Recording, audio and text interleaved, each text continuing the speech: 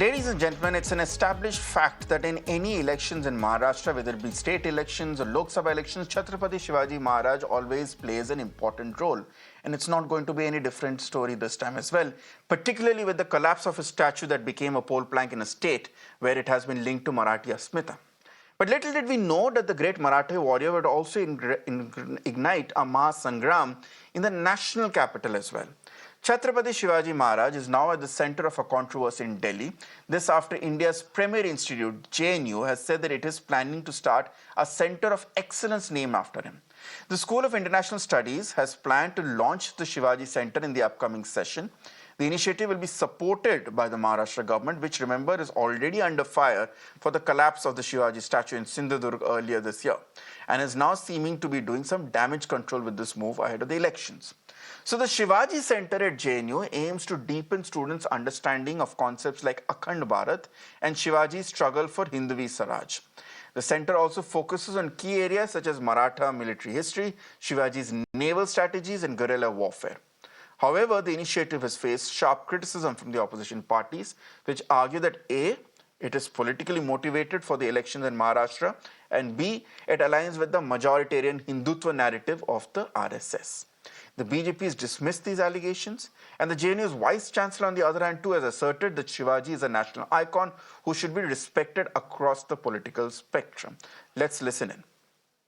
I think Chhatrapati Shivaji Maharaj is an icon. It is neither left, right, or center anybody. All political parties respect him. Under the present Prime Minister, it is important. He also looks at him as a major icon. So the question is, how do we look at the period of the Marathas from security and strategic studies? It's not, I wouldn't say it's a joint venture. We needed money. See, any academic work needs money. We had members from historians from Maharashtra who are experts on the Marathas and are experts from the School of International Studies, and we have worked out certain optional papers. All parties in Maharashtra use Chhatrapati Shivaji. It's not saffron. Even the red use them. So we are now being joined by Professor Amitabh Mattu, who is, of course, the Dean at the School of International Studies, where this proposed center is likely to come up here. Professor Mattu, thank you for joining us on Mirror Now this evening. Let me first begin by asking you, what is the idea behind setting up this Shivaji Center of Excellence? Why Shivaji? Why in JNU? And why now? JNU has one of the oldest schools of international studies anywhere in the world. The School of International Studies is celebrating its 70th anniversary, so it actually predates JNU. And one of the central concerns about any School of International Studies is issues of war and peace, diplomacy and statecraft, and security and strategy. That's true. And one of our mandates is to try and recover Indian thinking on these issues. Because while we've been exposed to Western thinking and increasingly to even Sun Tzu and other Chinese and Japanese thinkers, the Indian focus has so far really only been limited by and large to Kautilya and Chanakya. But we want to recover some of the icons, historical icons, and their thinking. And Chhatrapati Shivaji Maharaj is one such great icon, a national icon, whose thinking on security and strategy was novel, was absolutely audacious for his times. And there are lessons to be learned even in contemporary times from Chhatrapati Shivaji Maharaj's idea of diplomacy, the manner in which he carried out statecraft, his focus on Hindvi Swaraj or self-rule, and his forays into maritime security, including building up a navy, and of course, guerrilla warfare, which he practiced.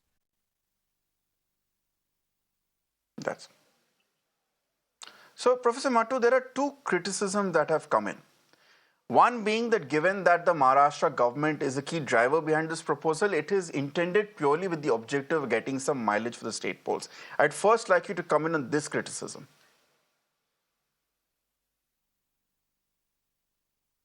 Frankly speaking, I am not a politician. I do not want to get into the issue of electoral politics. I'm the dean of a school. I can speak to the academic rigor and merit of this center. I think it's on not one count of either rigor or rationale can you have any criticism which is substantive. Because I think in terms of substantive academic content, in terms of substantive policy content, this center is as good as any center on these issues anywhere in the world. So then let's address the second criticism which has come in from the left, Professor Mattu, that what this center will essentially do is peddle a majoritarian Hindutva narrative, one which is endorsed by the RSS. How would you counter that criticism?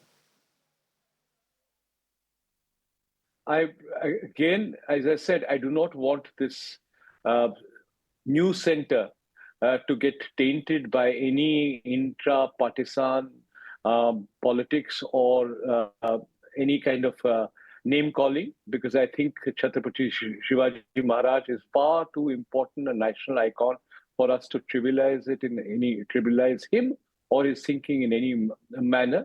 I don't think that the inspiration behind this center was anything but academic. Okay. The Vice Chancellor, in consultation with faculty colleagues, including myself, believed that we must recover Indian thinking on strategic issues. In fact, the West, there was one famous writer called George Tanham who argued that Indians have not thought systematically about security and strategy issues. So in some ways, this is trying to make that correction, that we have had our own brand of thinking, rebuttal, yes, including lesser-known thinkers, including, for instance, the Cholas, the manner in which they extended the empire. Very little is known. When I was Vice Chancellor of Jammu, we talked about General Zorawar Singh, how he expanded the territory of India. So I don't think it's an agenda which is greater than the academic agenda of JNU, which prides itself on testing every academic proposal on the basis of the methodological rigor, on the basis of the academic merit, on the basis of how the center could be shaped as a center for excellence. I can assure you, as the Dean of the School of International Studies, I would never let any center or any proposal be put forward unless it met those two twin standards of quality and excellence. Oh, respect you for your assurance, Professor Mattu. So if I've gotten you correct, this is an attempt not to push forward an Hindutva majoritarian narrative, but rather this is an attempt to put forward alternative indigenous narratives in a center of learning such as JNU that, let's be honest, has been long dominated by a particular political ideology. As I said, I wouldn't want to comment on the latter part of your statement, but yes, the idea behind this center is to recover, re-energize, and strengthen the Indian traditions, wherever they are from the northeast to the west, from the south to the north, and recover that tradition in a manner that we can craft our diplomacy, our students and scholars can gain from the knowledge that these thinkers of the past have left us with. All right. Thank you so much, Professor Amitabh Mattu, for joining us, and we wish you all the best as you begin this new center in JNU. Politics aside, it is something which is of essential importance. Let's then bring in my guests. Joining me, Tehseen Poonawalla, I beg your pardon, Tehseen Poonawalla, political analyst, and of course someone who understands the Congress party very well. Chandrasekhar Jha, spokesperson of the Shiv Sena UBT faction. Professor Geeta Bhatt, political analyst, and Asif Bhamla, leader of the BJP. Thank you all for joining me. Tehseen, let me begin with you. We all understand, even any person who's read history, even in school textbooks, will know that Shivaji was a military strategist who really broke the mold in terms of using reptiles like lizards to scale up walls of forts, of Mughal forts, from really being the first ruler, barring maybe Maharana Pratap, to introduce guerrilla warfare.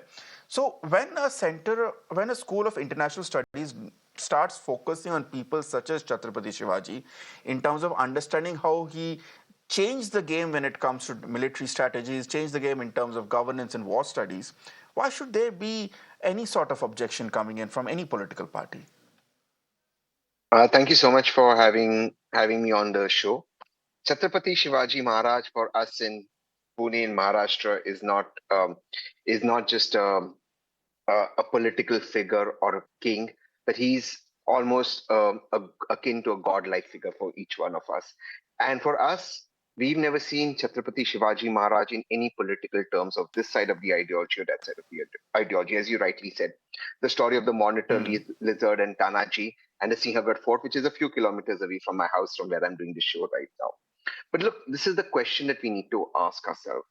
If the BJP was so serious about honoring our Chhatrapati Shivaji Maharaj, just two questions, Asif, I should answer. Just two questions.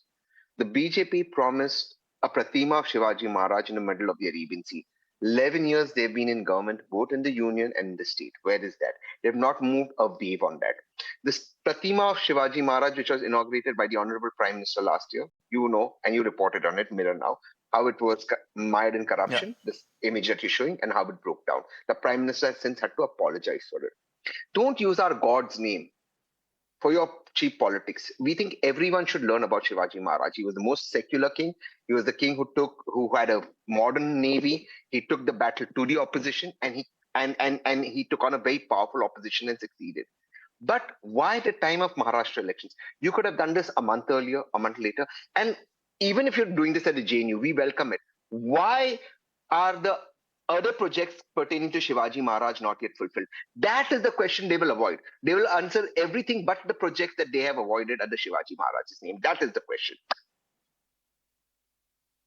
Okay, let's see if Asif Bhamla ji avoids that question. Asif Bhamla, two questions put forward by Tehseen. I'm sure you would like to answer them.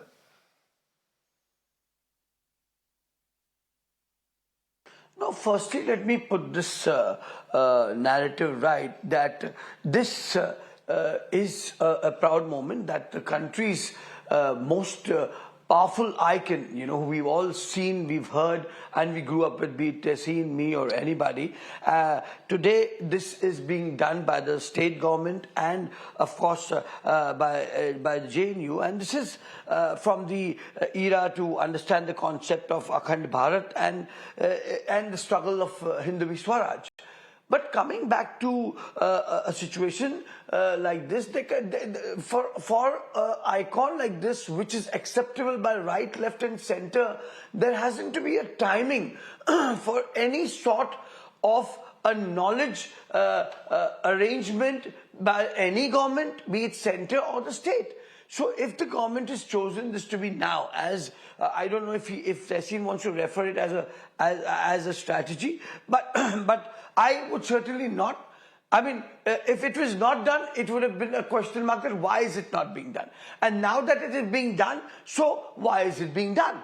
So that's not right, you see, because it is important for the next generation to know that he was the last ruler who understood the strategy, the naval strategy, the guerrilla warfare, the concept of Hindu Swaraj, and it was not being studied as of now in any part of the country. And in this period of transformation, when under the leadership of the Prime Minister Modi ji, who very strongly believes and has been a great admirer of the great Chhatrapati, if this is done, I don't see any reason for anybody, because everybody uses the speeches in Maharashtra. Any political speech, any electoral speech begins with the name of Honorable Chhatrapati Maharaj ji. So I don't understand why this timing is a dispute. You see, the elections may come, we may win, we may lose, but this institution that has been, for which an amount of 10 crore has been granted by the state government, surely our whether viewers, I am there or Mr. Tehseen Bhamla, is there, surely doesn't matter. nobody It will is still naive continue. enough to think. So let's see the narrative Mr. on that Bhamla, side. I'm sure we are not naive Let's check that to narrative. think that this will not benefit. This will not benefit the government, or the government is not looking for some benefit to come out of this for the state elections. Surely we are not naive to see that this is just a coincidence. But again, you have not answered the question which Tehseen put out, and that. And may I just add one line? Yeah, Tehseen, just add one line. My friend Asif, he's one of the most erudite BJP spokespersons, but he makes two mistakes. Number one, Mr. Bhattacharya, when you introduced a topic, you removed a topic of the Ghorpad or a monitor lizard story. Surely you've studied it somewhere. It is so unfair to say it's not been studied Yeah. anywhere. I can take you, Mr. Bhattacharya, your team, Geeta ji, the Chandrasekhar ji, No, and Asif but ji, to Tehseen, I'll several just put it universities in that teach. context, Tehseen. No, Tehseen, apart from I know the Maharashtra, story of the monitor apart lizards from not because I Maharashtra, studied in a I textbooks. said apart from Tehseen, Maharashtra. let me be very clear. No, I need to come in there. I am a big fan of history. I've studied history extensively. I remember what was there in my NCRT textbook. The monitor lizard story was not there. I know the story because I, like you, have gone to Pune many times and I've heard the story there. So there's a difference. But anyway, Mr. Please finish me. Several universities, colleges, and schools teach this. It's in the textbook and prove it. But there's a larger point I want to make. For the last 11 years, it's been the same government in the union. JNU is a union subject. It's a central university. It's very convenient during Maharashtra times you bring in my God. That's my objection. Please don't bring in my God during politics. That's all I'm asking you. It's a very important subject to teach. It should be taught professionally. But it's very convenient it happens during the Maharashtra election time. That's what we find surprising. 10 years, who's been prime minister? Who's been home minister? Who's been education Is that minister? a stand? Which government has had JNU? All right, Tehseen, let me. Okay. Point taken, Tehseen. Let me ask then if the representative from Uddhav Thackeray's party also feels the same way. Chandrasekhar Jha. Can I rebut to Tehseen? Asif ji, let me get in my other panels also. I'll give you time to rebut because I don't want this to be a debate just between you and Tehseen. Chandrasekhar Jha ji, I'll come to you, Asif ji, then you will have time. Chandrasekhar ji, my simple question is, you come from a party or represent a political leader who believes himself to be a Shiv Sainik. Are you also having the same view that, abhi nahi karna chahiye, this is not the right timing, or do you feel that, at any time, any response, any tribute to Chhatrapati Shivaji Maharaj is welcome and there should not be any politics on that? See, we always welcome such kind of studies being motivated in India because if you see in our history schooling days, we just have 2-3 pages of study with regard to Chhatrapati Shivaji Maharaj, and nothing more than that we have learned about him. So, if there is a study based upon him and other Maharajas also, so we don't dispute all these things, but eventually how the things have been continuing and what is the reason of doing this at the time of when the Maharashtra is going into election. It is surely a question which is being raised by the opposition because at this moment the elections are going to come within 30-35 days. So this kind of announcement No, but Mr. Jha, if something happens to... No, Mr. Jha, here's the point. Here's why I see there's a case of double standards at play. When the statue collapses at Sindhudurg, the opposition is quick to say that the government has not upheld the Asmita of Marathi pride, the government has insulted Chhatrapati Shivaji's legacy. But if the government does something, then this has been done for politics, this has been done for elections. If the government can be criticized for not upholding and respecting the legacy, then by the same yardstick, the government deserves and has the right to be credited when it does something for Chhatrapati Shivaji Maharaj's legacy. See, the criticism is a part and parcel when it is being raised. Because at the time of election, you are doing this, then naturally the criticism has to come. You are in power for last 10 years and more than that. But eventually you have not recognized Chhatrapati Shivaji Maharaj. And now suddenly you are coming up with this kind of proposal. Yes, we are welcoming with this proposal. We don't have any disputes with regard to it. But eventually the timing has to be not before the elections, not at the time of elections. So you want to continue the kind of politics to be played on the goddesses, Maharajas, the history, and you will say that we are not doing politics. It's completely both ways. You cannot handle the situation. I mean, I see the both ways argument for going in a different way, but let me then bring in Professor Geeta Bhatt on the other important criticism that has been leveled, this by the left party, Professor Bhatt. Now, when I was speaking to Professor Mattu, who's a very erudite gentleman and made a very strong point, he listed out the examples of some cases of indigenous narrative or indigenous warfare or military strategy which deserve to be studied. He listed out Shivaji Maharaj, he listed out the Cholas, he also listed out the Ahoms. He was conspicuous by the mention of the Mughals or the Delhi Sultanate or any Muslim ruler in India. So either then let's come out and address it and say that, this is something meant to change the narrative. You can use the word decolonial, say that yes, you are going to show in people who have not been represented by history, and specify the Hindu, Akhand Hindu Bharat and the Hindu Hriday or Hindu Desh narrative, you put that forward. Or if you're saying that this is meant to showcase India's indigenous military abilities and to counter Western propaganda, then surely it can't be cherry picking just Hindu kings. Well, Bhattacharya ji, I think since you just mentioned that you have been a student of history, I think largely if you look at the textbooks and the academic curriculum across the universities and in the school, we have been taught many wars that we lost as a nation. But when is someone going to teach or talk about the wars that were won or something that we were good at, that we were, experts in guerrilla warfare or in maritime strategy?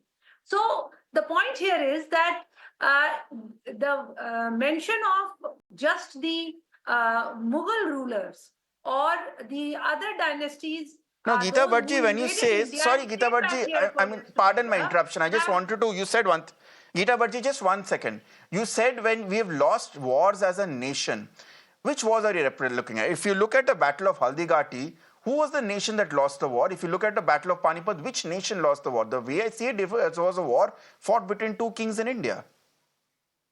So, see, what I am talking about is in terms of, if you look at culturally or in terms of heritage, there may have been many kings, but they, in terms of the cultural context, all these states, they were of the, had the same thought and the same mind process. But if you, when we talk about the history textbooks, largely what has been taught has been, if you have Chhatrapati Shivaji Maharaj had 2 or 3 pages dedicated to him. In comparison, you could see chapters across talking about the various dynasties or the invaders who came and settled over here. Now the point here is, if there is a school which teaches strategy, which teaches security as an international school, and where it is already teaching for decades together, and interestingly during the Congress was in power for decades together, for more or less 6 decades. No, When Mr. they Miss were in Professor power, Geeta why Bhatt, is it that no Professor one Geeta ever Bhatt, I'm thought sorry, in you have in this panel as an Kindly let me complete. academician, You're and I not must allowing question me. you as an academician Bhattacharya, here. you're not allowing me Is to this complete my statements. You okay? can interject after that. Sorry, Kindly please allow me complete to your speak. point, but I have a counterpoint. Please, okay, Yes, please, I please will listen complete to your your point. My counterpoint. apologies. Please Now, complete. so my point is that in such a context where there are many Russian thinkers, Chinese strategy thinkers, or the war strategies are being taught in a particular school in a university, and if there is an Indian hero that is going to get included in terms of syllabus or in terms of a curriculum or in terms of a course, why is it that there is so much of politics that is being done over it? I mean, Shivaji Maharaj, he awakened the Indian society from the deep slumber after nearly 300 years in the Sahyadris, when he talked about establishing of Hindavi Swaraj. So Okay. if he or in Maratha Empire in totality, if that is going to be part of a course or a syllabus, why it should be part of a bone of contention for the political parties in this country? Now, Professor Geeta Bhatt, let me ask you the counterpoint. Is this a school for war studies or strategic studies, or is it a school of history? The two are very different. If it chooses to be a school of history, I'll give you an example. One of the foremost institutes of war studies is at King's College London. When it focuses, its curriculum focuses on pure war studies, it doesn't look at which side has been represented, which has not. It just looks at innovative war studies and what it means. On the other hand, you have several institutes which look at, in terms of decolonial history, which look at history from the global south and to counter Western narrative. You can't make it both. If it's a school of war studies or strategic studies, it cannot also look at coming up with affirmative action to recorrect historical injustices or recorrect justices in terms of representation in textbooks. Well, I think, Mr. Bhattacharya, there has been, whatever has been the official release by the university, it is talking about in terms of teaching the war strategies and the other aspects of security aspects that this particular syllabus is going to cover, and I'm sure they are already doing it for many other countries. So if they are including those the strategies which have been built by the Indian kings in the past, why, or its relevance in the contemporary warfare or war strategies, why there should be an objection to it?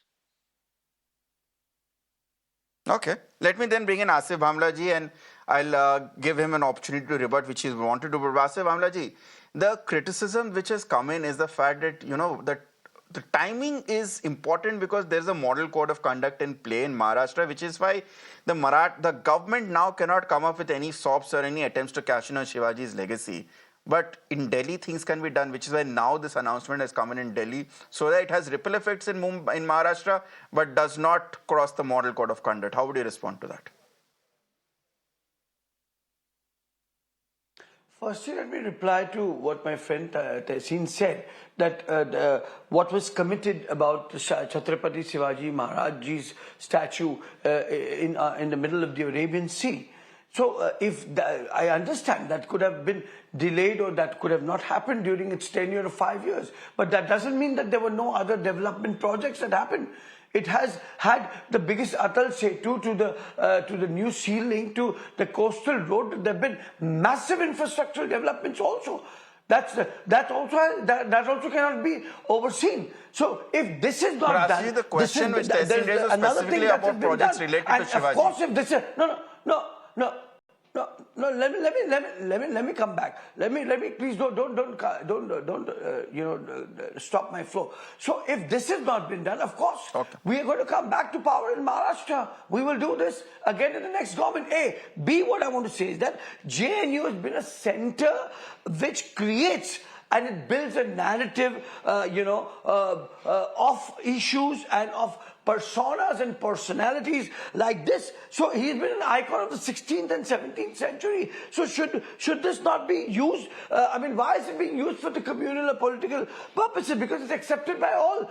Be it the saffron, be it the red or the white or whatever parties. He is above, and I think this, for an academic research as an academy, it's very, very important to build this, strong, robust narrative for an India which is emerging, you see, for a stronger as a Viksit Bharat for the next 2047. And if you want this to be a major power in the world, these teachings, these guerrilla warfares, these techniques, of having a fort which used to hide when there was a low tide, and it could be seen when there was a high tide. Even the modern technology doesn't educate. So look at it purely with an education perspective, not political. That's all my request, and I want to submit that. That's it. All right, Tehseen, I think I just have time to let you have the last word. Would you like to respond to what Mr. Bhamla said? There could be a bigger... Yeah. Look, at the end of the day, we would think that this is a modern institute that should come up, and war studies are important, and we must learn from our culture and those who've represented, various kings who've represented India's history, no better than Chhatrapati Shivaji Maharaj. But the entire timing is what makes this suspicious. This is a welcome step. We welcome it. We love that the name is Chhatrapati Shivaji Maharaj. But why at this point is what nobody's been able to answer. They've answered everything around the sun, and they haven't been able to answer why now. Number two, they haven't been able to tell specifically what this institute within JNU is going to teach. Neither of these two questions are answered. It must be a global institute or of global standards that teaches warfare to students across the world. Now, that idea of it is not coming through by either of the two panelists on the other side. I would request them if there can be clarity on what this institute evokes or what it wants to teach us. I think that's a fair question to ask. Fair enough. And hopefully Professor Mattu is someone who can, in the days to come, tell us and give us more about the curriculum of this. But when it regards to timing, I think it's fairly obvious what the timing is. At the end of the day, Before Chhatrapati Shivaji Maharaj, there was Maharana Pratap, who probably was the first Indian ruler to bring in guerrilla warfare. Yet we are not looking at this as the Maharana Pratap Center of Excellence here. Maybe that excellence center will come up a few months before the Rajasthan elections, and then we'll all know what the timing is.